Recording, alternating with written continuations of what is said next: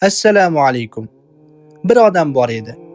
Juda kambag'al, ishlari yurishmasdi, hayotda juda qiyinchilikda yashardi.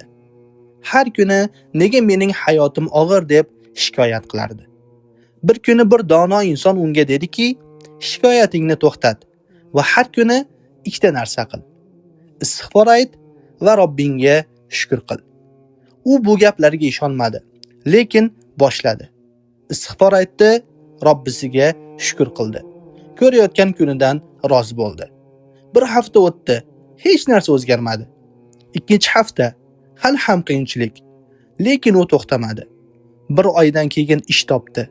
3 oydan keyin daromadi oshdi, qarzlardan qutuldi, hayoti yaxshilandi.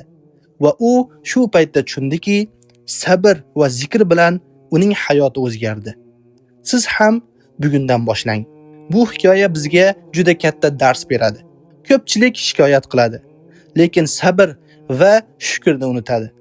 Astagfirulloh, alhamdulillah. Mana shu ikkita odat insonning hayotini o'zgartiradi inshaalloh. Siz ham bugundan boshlab Robbingizga istig'for ayting va ko'rayotgan kuningizga rozi bo'ling.